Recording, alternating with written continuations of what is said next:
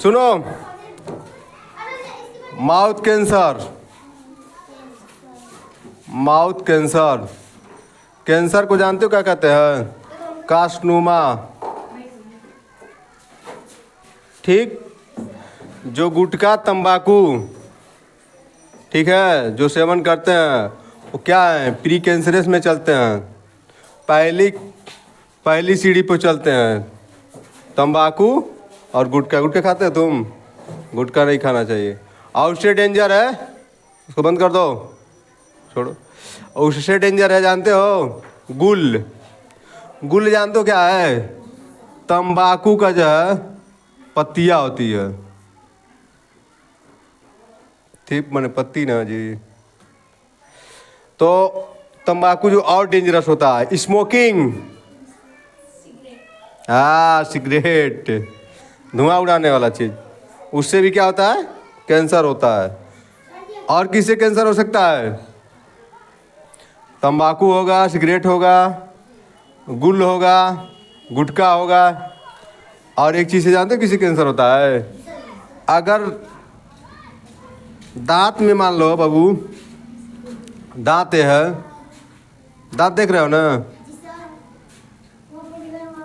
दांत है, देख रहे हो ना ये, अगर ये जो है, ये जो अगर यहाँ से खोड़ीला हो जाए और यहाँ से रूट में जो है पस देने लगे, इन्फेक्शन हो जाए, ठीक है, उससे भी जो है कैंसर होने का डर होता है।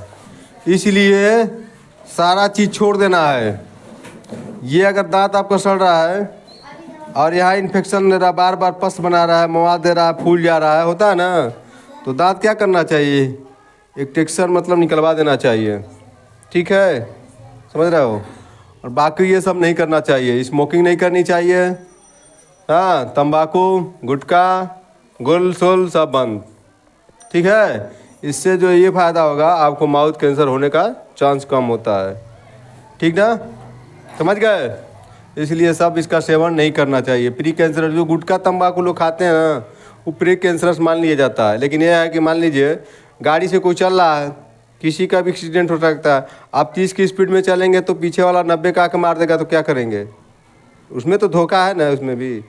तो बहुत लोग जो है, जैसे मान लीजिए कोई ड्रिंक बहुत ज़्यादा ले रहा है, बहुत तंबाकू, तो किसी किसी की इम्यूनिटी पावर जो क्षमता होती है तो ज़्यादा होती है, किसी किसी में कम होती है। तो बहुत लोग गुटखा खाते रहते तो कहते हैं इनको कुछ नहीं हुआ, नहीं देखते दिन भर खाते रहते रहे। और एक चीज़ और है बाबू, मुंह में ना जबड़ा जो होता है लाख होने लगता है। जैसे मान लीजिए जब तंबाकू ज़्यादा खाएंगे ना, तो ये जबड़ा है ना, ये इसकी ट्यूस मर जाते हैं, हाँ, तो ये जो लाल हो जाए और ट्यूस जो मर जाते हैं ना, तो वो जबड़ा धीरे धीरे मुंह बंद होने लगता है। अगर सपोज दैट करिए, ये दांत है मान लीजिए आपका, और देखो दांतों ने बना हुआ था काजी उनके, ये मान लीजिए दांत है,